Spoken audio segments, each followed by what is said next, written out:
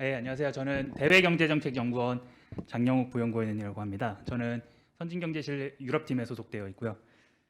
제가 이제 경제정책연구원에 있는데 코로나19 연구를 하는 것에 대해서 조금 의아하실 분이 계셔서 제가 잠깐 간략하게 제 소개를 드리도록 하겠습니다. 저는 그 경제사 전공을 했는데 인구 통계 쪽으로 이제 학위 논문을 썼습니다. 그리고 이제 남아공에 있을 때 제가 이제 스페인 독감 연구를 조금 했던 인연이 있어서 대외경제정책연구원 입사하자마자 이제 코로나 한가운데 입사를 했는데 입사하자마자 각종 감염병 대응 관련 보고서들을 썼습니다. 특히 이제 저희가 대외경제정책연구원 이제 해외 지역실도 있고 해외 사례들을 여러모로 보다 보니까 각 국가 특히 유럽 처음엔 유럽 위주로 하다가 이제 각 국가에서 대응을 어떻게 했는지에 대해서 조금 연구를 많이 했고 이제 이제 코로나19와 경제 사회 분야와 어떤 연관이 있는지에 대해서도 여러 분야로 연구를 했습니다.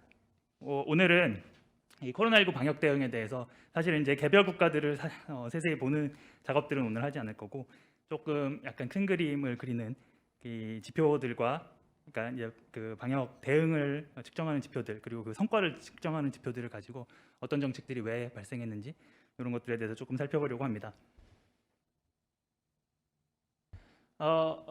이제 제가 본격적으로 발표하기 앞서서 키 테이크어웨이즈라고 해서 좀 핵심적인 주제 세 가지를 뽑아봤습니다. 첫 번째, 코로나 확진자와 사망자 수는 방역 대응의 성적표가 아니다. 첫 번째고요. 두 번째는 코로나19 방역 대응은 사회 경제적 조건의 함수다. 그러니까 두 번째입니다. 세 번째로는 경제 대응은 곧 방역 대응이다. 이렇게 세 가지 주제를 이 세 가지 결론을 내려고 합니다. 이 결론까지 가는 과정에 몇 가지 이제 지표들을 살펴보고 지표들 간의 관계에 대한 저의 연구를 조금 소개해 드리려고 합니다. 첫 번째로 이제 코로나19 방역 대응을 비교하고 평가하는 부분에 대해서 몇 가지 지표들 보여드리고 좀 주의사항도 말씀드리려고 합니다. 일단 제일 많이 쓰는 것들이 이제 이 Our World in Data라고 해서 이제 각국 확진자 수, 뭐 사망자 수, 백신 접종률 뭐 이런 것들을 다 모아놓은 그래서 디스플레이 좀 이렇게 보기 좋게 디스플레이 해놓은 사이트가 있습니다. 아마 많이들 보셨을 거라고 생각을 하는데요. 제일 많이 쓰는 게 이제 확진자 수입니다. 특히 이제 각 국가마다 인구 규모가 다르기 때문에 인구 100만 명당 확진자가 얼마나 발생했는지 제가 여기 보여드리는 거는 인구가 가장 많은 세계에서 인구가 가장 많은 30개 국가, 30개 인구 대국을 기준으로 이 지표를 보여드린 겁니다. 보시면은 이제 영국이 제일 확진자가 많이 발생했고 그다음 미국, 프랑스, 브라질. 보시면은 유럽 국가들이 위에 상위에 포진을 많이 해 있고요. 그다음에 이제 중국이 제일 인구 대비를 치면은 중국 처음에는 우한에서 발생했을 때는 가장 뭐 에피센터 이제 진원지였지만 지금은 가장 발생을 안 하는 나라 중에 하나입니다. 그리고 아프리카 국가들이 조금 밑에 위치해 있고요. 우리나라도 상당히 낮은 쪽에 위치를 하고 있습니다. 이제 이게 확진자 수고요. 이거는 이제 사망자 수입니다. 사망자 수는 조금 순위가 달라집니다. 이제 브라질, 콜롬비아, 멕시코 이런 중남미 국가들이 조금 위로 올라갔고 유럽 국가들은 여전히 위에 있지만 아까보다는 조금 밑에 있습니다. 아프리카 국가들 여전히 밑에 있고 그 남아공만 유독 아프리카 중에서 조금 사망자가 많이 발생한 것으로 보입니다. 우리나라는 역시 제일 낮은 축에 속하고요. 이 백신 접종률도 역시 보여드릴 수 있습니다. 인구 대국 30개국 중에서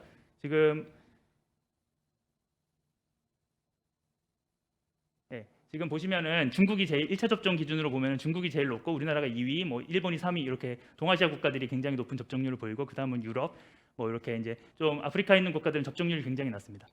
그런데 보시면은 이제 2차 접종 기준으로 보면은 인구 30개 대국 중에서는 30대 대국 중에서는 우리나라가 2차 접종률이 거의 81% 정도로 제일 높습니다.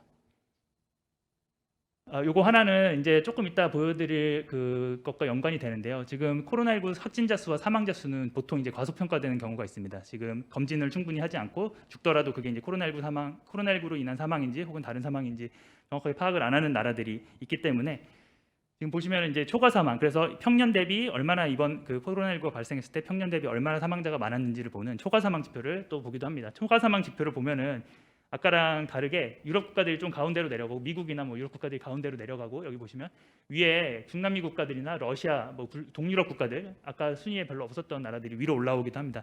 이거는 그 나라들에서 뭐 검진 역량이 부족하다든지 검사 기준이 좀 느슨하다든지 해서 그 코로나19 감염자 사망자를 충분히 파악하지 못했다는 어떤 방증이 됩니다. 그래서 주요국 대응을 비교할 때 조금 주의할 점들이 있습니다. 아까 제가 말씀드린 것과 연관해서 확진자 집계는 부정확할 수 있다는 것. 그러니까 확진자 수 곧 감염자 수는 아니라는 것입니다. 감염된 모든 사람들이 검사를 받고 확진을 받는 게 아닙니다. 이게 코로나19 특성상 무증상 경증 비중이 높기 때문에 검사를 하지 않으면 알 수가 없습니다. 그래서 이제 각 국가마다 진단 검사 역량이 굉장히 다르고 특히 초기에는 차이가 많이 났습니다. 이 진단 검사 우리나라 같은 경우는 빠르게 진단 검사를 할 수 있는 역량을 갖췄지만 그렇지 않은 나라들에서는 굉장히 이 실제 감염자 수와 확진자 수 차이가 그 오차가 굉장히 크게 났고요. 그다음에 검사 기준에 따라서 달라집니다. 어떤 나라는 무증상 경증까지 추적해서 다 잡아내는 우리나라 같이 잡아내는 나라가 있는가 하면 증상이 없거나 좀 경증인 사람은 검사 안 하고 그냥 넘어가고 집에서 알아서 지금 우리가 소위 재택 치료라고 하는 사실 그냥 격리만 되는 상황으로 넘어가는 경우에는 역시 감염자 수와 확진자 수 차이가 많이 나게 됩니다. 그리고 이제 이거는 이제 확진자 수와 관련된 거고 사망자 수도 과소평가되었을 가능성이 있습니다. 이 사망자도 코로나19로 인한 사망자를 집계하는 방법이 국가마다 굉장히 다릅니다. 어떤 나라는 코로나19에 확진된 다음에 죽은 사람들은 전부 다 코로나19 사망자로 하고 심지어 죽은 다음에 코로나19 사후 확진이 돼도 코로나19 사망자를 잡습니다. 하지만 어떤 나라는 죽은 다음에는 검사를 안 하거나 혹은 코로나19에 걸린 다음에 죽었다고 하더라도 그 사람이 코로나19 합병증이 아니라고 생각하는 다른 암이라든지 뭐 심장질환이라든지 이런 걸로 죽었으면 코로나19 사망자 통계에서 빼는 나라들도 있습니다. 그렇기 때문에 사망자 수도 과소평가되었을 가능성이 있습니다. 그래서 아까 말씀드린 초과 사망 같은 것들을 추정을 하고 여기 이코노미스트에서 지금 초과 사망을 계속해서 추적을 하고 있는데 그 영국 잡지 이코노미스트지에서 추적을 하고 있는데 지금 현재 그 코로나19 확진된 다음에 사망된 사람은 1,000만 명 정도 되는데 그거보다 아마 더 많을 거다. 3.3배 정도 많을 거다 얘기를 하고 있습니다. 죄송합니다. 이게 오피셜리 520만 명이 사망했다고 나오는데 실제로는 그거보다 3.3배 정도 많을 거다라고 이코노미스트에서 추정을 하고 있습니다. 이게 사실일 가능성이 높은 게 아까 초과 사망도 보여드렸지만 코로나19 사망자가 적은 국가들, 특히 이제 중남미 국가들에서 보면은 평년 대비 과거 뭐 3개년에서 5개년 평균 대비 굉장히 초과 사망이 많이 나타나는 걸로 보입니다. 그거는 이제 코로나19로 인한 사망자 수가 과소평가됐다는 이야기가 될 수도 있고 혹은 코로나19가 퍼지고 혹은 락다운 고강도 대응을 하면서 또 기타 사회경제적 문제가 발생하고 보건상의 문제가 발생해서 혹은 타질환으로 인한 환자들이 제대로 된 치료를 못 받아서 또 초과 사망이 발생했을 수도 있습니다. 그래서 종합적인 여러 가지 지표들을 통해서만 주국의 그 대응을 비교할 수 있다는 것, 혹은 대응의 성과를 비교할 수 있다는 것이 첫 번째 주의점입니다. 두 번째 평가의 주의점은 이 감염 규모를 결정하는 요인이 그 방역 당국의 대응 하나로만 우선 구성되지 않는다는 점입니다. 보시면은 이제 이 진원지와의 교리 정도, 예를 들어 처음에는 이제 중국과 가까운 나라들 위주로 퍼졌고 델타 변이 같은 경우는 인도와 가까운 나라들을 위주로 퍼졌습니다. 뭐 오미크론 같은 경우도 남아공과 교류를 많이 하는 나라들 위주로 퍼졌고요. 그리고 이제 지리적 환경들도 중요합니다. 이제 기온 습도는 사실은 이제 선형 관계는 아니라고들 지금 연구에서 많이 나타나지만 기온 습도가 전혀 관계가 없다고 볼 수는 없을 것 같습니다. 이제 계절성이나 이런 것들이 어느 정도는 뛰기 때문에. 그러니까 이게 꼭 이제 코로나 바이러스가 활성화되는 특정 기온 습도가 있을 수도 있고, 혹은 사람들의 환경, 그러니까 사람들이 이제 활동 반경이 그 계절에 따라 달라지기 때문에 실내 활동을 많이 할 때는, 그리고 환기가 어려운 뭐 겨울에는 좀 더 바이러스가 많이 퍼질 수 있다든지 해서 지리적 환경이 조금 영향이 있고, 또 내륙 국가인지 섬국가인지 국경을 마주한 나라들이 얼마나 많은지, 얼마나 입국 통제나 입국 관리를 효율적으로 할 수 있는지에 따라서 또 감염 규모가 달라집니다. 여기에 이제 내국인 건강 상태 그리고 인구 구조도 중요합니다. 특히 감염된 사람이 사망에 이르기까지 제일 결정적인 건 인구 구조고요. 그래서 고령 비중이 높은 나라는 똑같은 감염 규모를 가져도 사망자가 더 많이 발생할 수 있습니다. 우리나라 같은 경우도 사실은 4차 유행 초기에는 저연령층의 확진자가 많이 나왔기 때문에 사망자가 별로 안 나왔는데, 지금 같은 경우는 고연령 확진자 비중이 높아졌기 때문에 같은 규모의 확진자여도 사망자가 더 많이 발생하는 그런 상황을 보일 수 있습니다. 그리고 이제 의료 역량에 따라서 얼마나 코로나에 걸린 사람을 잘 관리하고 잘 치료해 주느냐에 따라서 역시 이런 감염 규모, 사망 규모가 달라질 수 있고요. 위생에 대한 인식, 마스크 착용도 문화에 따라 천차만별이고, 뭐 손 씻기나 비말 접촉이나 사람과 사람 간의 관계, 거리 이런 거에 따라서 굉장히 다른 그 소위 방역 대응의 성과가 나타날 수 있습니다. 이 방역 당국의 대응은 수많은 요소 중에 한 가지에 불과하기 때문에 이 어떤 나라에서 굉장히 큰 굉장히 큰 확진자 수가 발생했다, 사망자 수가 발생했다고 하더라도 그것이 곧 방역 대응의 어떤 그 성과를 판단하는 지표로 직접적으로 사용하기는 어렵습니다. 여러 가지 요소를 고려해야 된다는 게 두 번째 주의사항이고요. 이제 세 번째로는 이 방역 대응과 그 감염 규모도 어떤 다른 여러 가지 요소들이 관여를 하는데 방역 대응을 결정하는 데에도 여러 가지 조건들이 관여를 한다는 게 중요합니다. 지금 뭐 제가 아까 키 테이크어웨이즈에서 방역 대응은 곧 사회경제적 조건의 함수다라고 얘기를 했는데 이 코로나19 대응이라는 게 굉장히 넓은 스펙트럼을 가지고 있습니다. 지금 이게 BMJ에서 분류한 건데 5가지로 있는데 앞에 뒤에 2개는 빼고 이게 제거 전략, 엘리미네이션 스트래티지, 그다음에 서프레션, 이게 억제 전략, 미티게이션, 완화 전략 이렇게 분류를 할 수 있습니다. 제거 전략은 이제 뭐 입국 제한이나 이런 3T 정책이나 락다운 등을 통해서 확진자 수를 최소화하는 것을 목표로 하는 게 제거 전략이고요. 코로나19를 종식, 제로 코비드를 목표로 하는 게 제거 전략이고요.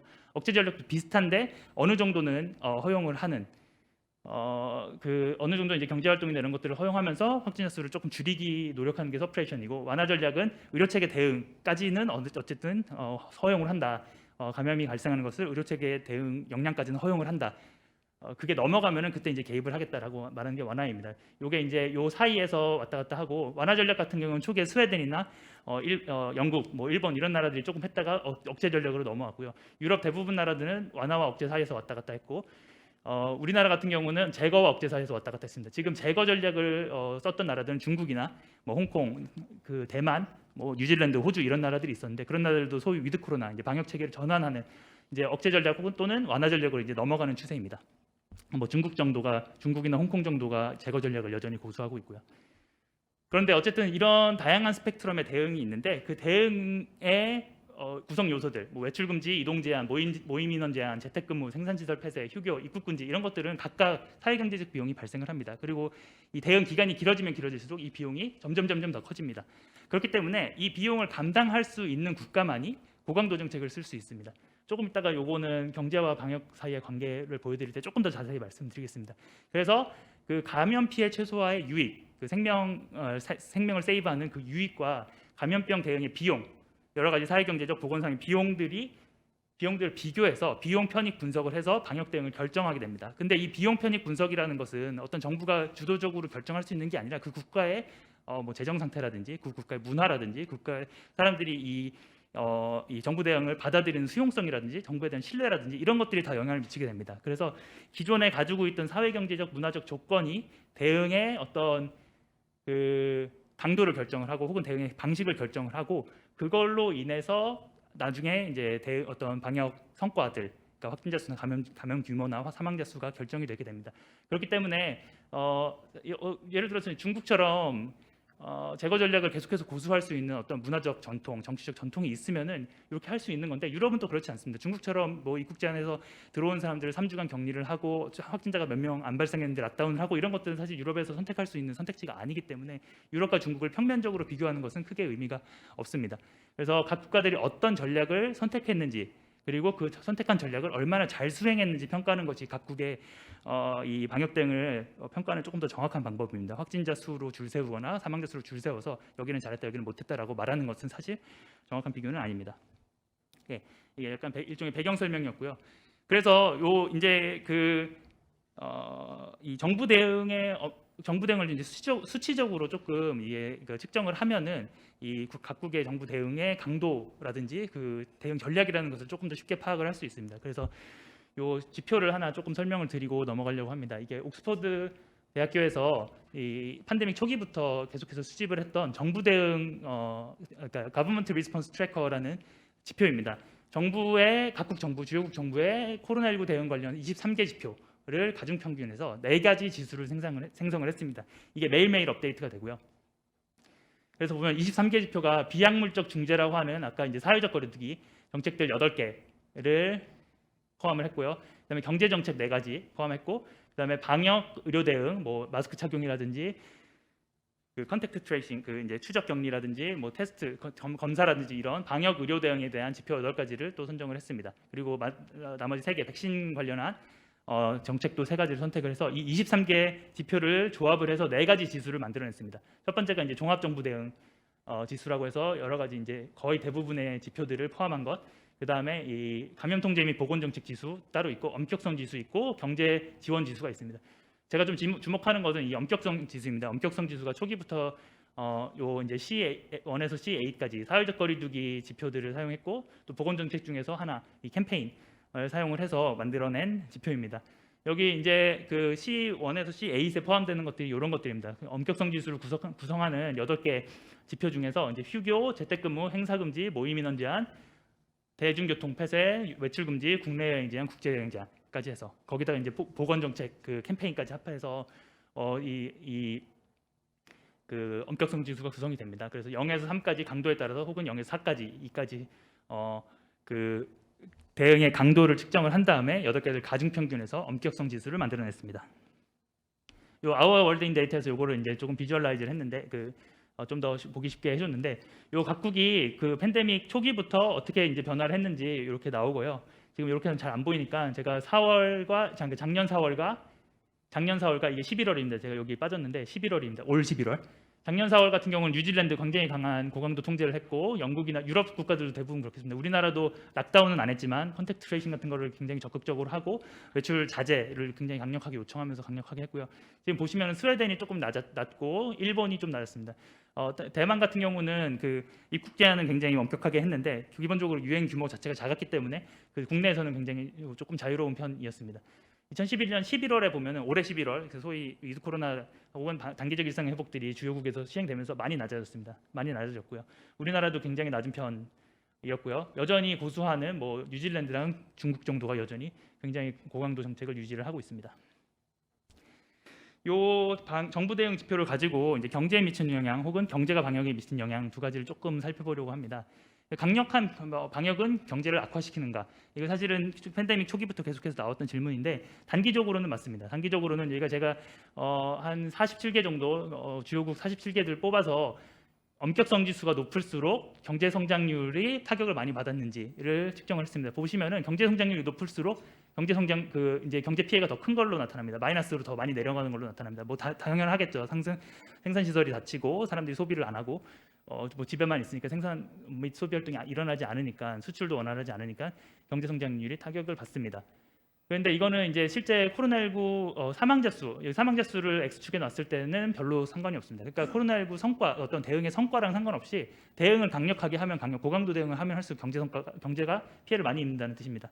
근데 이게 단기적으로는 그렇고 장기적으로는 방역의 효율성에 따라 다릅니다. 장기적으로는 여기 이제 이 엄격성 지수는 여전히 마이너스, 그러니까 음의 상관관계를 보이는데 요 코로나19 사망자 수 3분기, 아까는 2020년 2분기였고 이 3분기를 볼 경우에는 사망자가 많을수록 경제 회복 지수가 경제가 좀 느리게 회복되는 걸로 보입니다. 장기적으로는 어쨌든 코로나19를 잘 통제해야지 요 정부 대응도 조금 더 약하게 가져갈 수 있고 대만처럼 좀 약하게 가져갈 수 있고 그래야지 경제 성장이 이루어진다는 것입니다. 이거는 이제 2019년과 2020년을 대비했을 때 얼마나 그 경제가 피해를 받는지를 나타낸 건데 역시 코로나19 사망자가 많을수록 경제가 더 많은 피해를 본 걸로 나타납니다. 그래서 장기적으로는 코로나19를 통제하는 것이 곧 경제 성장에도 도움이 된다는 것들을 나타냅니다. 반대로 그러니까 방역이 경제에 미치는 영향이 또 있는데 경제가 방역에 미치는 영향도 반대로 있습니다. 지금 이게 제가 IMF에서 코로나19 주요국에서 특히 선진국에서 코로나19 대응을 위해서 추가적으로 재정을 지출한 표를 여기 가져왔습니다. 여기 보시면은 보건 분야 지출, 나머지 여기는 이제 그 재정 지출, 이거는 이제 금융 지출입니다. 뭐 대출이나 이런 것까지 포함한 금융 지출입니다. 보시면은 미국이나 뉴질랜드, 영국이 싱가포르가 굉장히 GDP 대비 굉장히 높은 거의 뭐 20% 넘는 미국 같은 경우는 15%에서 20% 사이에 굉장히 높은 수준의 재정 지출을 했던 걸로 나타나고 북유럽 국가들이 조금 덜했습니다. 우리나라도 조금 덜한 편이고요. 근데 이제 사실은 경제 대응이라는 것이 경제 대응을 해서 그 뭐 소상공인이나 뭐 자영업자들 지원을 하면은 그들이 조금 영업을 좀 덜하거나 사람들이 이제 이 방역 대응의 협조가 조금 수월해집니다. 그래서 경제 지원을 많이 하면 많이 할수록 사실은 방역 대응도 조금 더 효율적이 된다는 것 그런 것도 굉장히 중요한 측면입니다. 그리고 이거는 제가 이번에 쓴 보고서 중에서 나온 내용인데 입국 제한도 마찬가지입니다. 이 외국인 비중이 높을수록 그러니까 한 나라의 경제가 외국인의 의존을 더 많이 할수록 입국 제한의 비용이 올라갑니다. 입국 제한을 하면은 예를 들어서 이제 그동안 외국인 노동자들이 와서 뭐 생산 활동도 하고 했는데 그런 것들이 막히면은 자국 경제가 타격을 입기 때문에 외국인 비중이 높은 나라에서는 입국 제한을 조금 덜할 요인이 생깁니다. 그게 여기 정확하게 나타납니다. 지금 여기 밑에가 외국인 인구 비중이고 여기가 이제 입국 제한의 수준인데 입국 제한의 강도인데 외국인 비중이 높은 나라는 입국 제한을 많이 안 합니다. 소극적으로 합니다. 룩셈부르크 같은 경우는 거의 45%가 외국인이기 때문에 입국 제한을 하면은 그 나라의 발이 묶이게 됩니다. 그러니까 입국 제한을 소극적으로 할 수밖에 없는 상황이 돼서 이런 어떤 경제적인 문제가 방역에도 영향을 미치는 것도 볼 수가 있습니다. 아까 말씀드렸듯이 방역 대응고 사회경제적 조건의 함수라는 것을 보여주는 또 다른 그림입니다. 제가 시간이 없어서 제가 분석했던 건 조금 넘어가고요. 백신 접종도 사실은 어떤 정부가 리더십을 가지고 굉장히 선제적으로 투자를 하고 하면은 또 확보도 많이 하고 접종도 많이 할 것 같은데, 사실은 이 감염자 수가 많은 나라에서 접종을 많이 하는 걸 접종을 많이 하는 걸로 보여집니다. 그게 그럴 수밖에 없는 게 이 접종의 이득과 비용이라는 게 있는데, 이득이라는 거는 감염될 확률이 높으면 높을수록 백신 접종의 이득이 높아집니다. 백신 접종으로 막을 수 있는 감염의 그 크기가 커지는 거기 때문에, 그렇기 때문에 감염이 높은 국가에서 확보도 열심히 더 적극적으로 하고 접종도 더 열심히 한다는 것을 요 그림과 요 다음 그림에서 나타냅니다. 좀 자세한 설명은 시간이 없으니까 넘어가도록 하겠습니다. 마지막으로 단계적 일상 회복인데, 단계적 일상 회복이라는 것도 사실은 이 사회경제적 조건의 함수라는 거 조금 명확합니다. 이게 우리나라가 이제 일상 회복을 해야지 정부가 주도해서 선택을 한 것 같은데, 사실은 그게 아니라 이렇게 팬데믹이 길어지고 사회경제적인 어떤 그 피해들이 커지고 하면서 사람들이 요구를 하는 겁니다. 이거 더 이상 못 견디겠다. 우리 언제까지 고강도 방역을 견뎌야 되냐. 우리가 조금 더 자유롭게 활동을 할 수 있도록 백신 접종 충분히 하고, 그다음에 어떤 의료 역량 충분히 확보하고, 그다음에 이제 뭐 재택 치료 이런 거 확대하고 해서 우리 이제는 조금 더 자유롭게 생활을 해보자라고 어떤 사회적 합의가 이루어졌기 때문에 단계적 일상 회복이라는 것, 위드 코로나 방역 체계 전환이라는 것을 하게 된 거고, 우리나라뿐만 아니라 중국, 홍콩, 대만을 제외한 대부분의 나라에서 이런 어떤 방역 체계 전환을 했습니다. 근데 했음에도 불구하고 준비가 제대로 안 됐거나 혹은 이 새로운 일상으로의 전환이 제대로 안 됐으면 사실은 계속해서 조심해야 될 부분들이 있는데, 그런 부분을 간과하고 제대로 시행을 못할 경우에는 결국은 감염 규모가 그 국가가 감당할 수 있는 수준을 넘어가고, 그러면 다시 돌아갈 수밖에 없습니다. 이게 유럽의 상황이고요. 사실 우리나라도 그런 그런 위기에 있고, 그렇기 때문에 이런 사회경제적 조건을 잘 살펴보면서 우리가 얼마나 준비됐는지 를 살펴본 다음에 이 방역 대응을 결정하는 것들이 굉장히 중요하고, 또 이제 완화를 할 거면은 완화를 할 수 있는 어떤 조건을 계속해서 만들어 나가는 것, 그런 준비들을 계속해서 해 나가는 것들이 사실 중요합니다. 그래서 준비가 안 됐다고 생각하면은 다시 돌아오는 것도 사실은 우리가 이 어려운 코로나19라는 어려운 적을 맞닥뜨린 데 있어서 굉장히 자연스럽게 취할 수 있는 정책이라는 것도 사실은 정부가 나서서 조금 더 설득을 할 필요가 있을 것 같습니다. 이제 오미크론 등장이라는 새로운 변수에도 또 대응을 해야 될 것 같은데 시간이 없기 때문에 발표는 여기서 마무리하도록 하겠습니다. 네, 감사합니다.